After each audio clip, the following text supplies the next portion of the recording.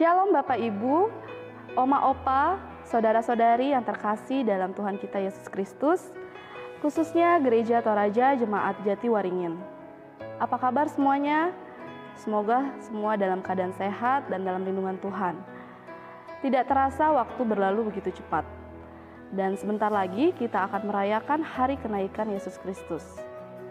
Apa sih makna dari kenaikan Yesus Kristus ke surga dan tujuan bagi umat di dunia?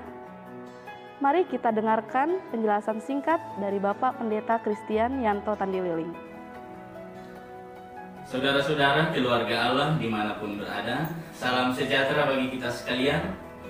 Shalom. Kiranya kita semua ada dalam lindungan Tuhan, sehat sejahtera. Tidak terasa, waktu terus berjalan. Kita menapak di waktu-waktu karunia Tuhan. Kita diperkenankan untuk menikmati suasana indah, menikmati peristiwa agung, yaitu hari kenaikan Tuhan Yesus ke surga. Pertanyaannya, hari kenaikan Tuhan Yesus ke surga, apa pentingnya untuk kita? Apa maknanya untuk kita? Apa yang mesti gereja berbuat?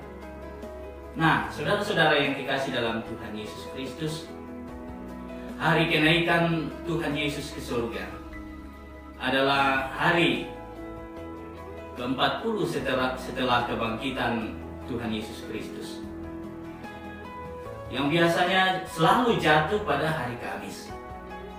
Hari kenaikan Tuhan Yesus adalah hari di mana Yesus Kristus kembali ke tahta kemuliaannya. Oleh karena itu, hari Minggu berikutnya disebut Minggu Pemuliaan Kristus di surga. Yang terpenting adalah apa makna peristiwa luar biasa ini. Melalui peristiwa kenaikan, kemuliaan dan kuasa yang disalibkan dikukuhkan kembali. Kuasa dosa, penderitaan dan kesengsaraan karena dosa dibangkitkan kembali dan dimuliakan. Peristiwa ini juga menandakan kepastian bahwa Allah selalu peduli. Ya, hari kenaikan Tuhan Yesus ke surga memberi kepastian bahwa Allah selalu peduli kepada orang yang menderita dan harus memikul salib yang berat dalam hidupnya. Selalu ada kebangkitan dan kemuliaan di balik penderitaan, jika dihadapi dengan iman. Saudara-saudara, peristiwa agung ini meneguhkan kita bahwa Yesus adalah Tuhan yang menjamin kita menikmati tempat dan suasana surgawi.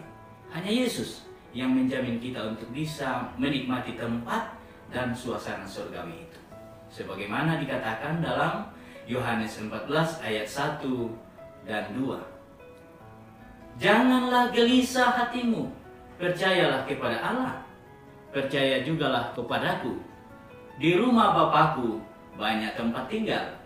Jika tidak demikian, tentu aku mengatakannya kepadamu, sebab aku pergi ke situ untuk menyediakan tempat bagimu. Itu adalah janji Tuhan Yesus bagi kita, anak-anaknya yang berpengharapan atau beriman kepadanya. Juga hari kenaikan Tuhan Yesus ke surga mengingatkan bahwa kehidupan anak-anak Tuhan bukan hanya di bumi, tetapi sejatinya di surga. Bumi bukan tempat yang permanen, tetapi di surga bersama Sang Alfa dan Omega. Itu yang mesti kita pegang teguh dalam pengharapan ini. Nah, kalau begitu, apa yang mesti kita lakukan? Apa yang mesti gereja lakukan? Tidak lain adalah bersaksi, bersekutu, dan melayani.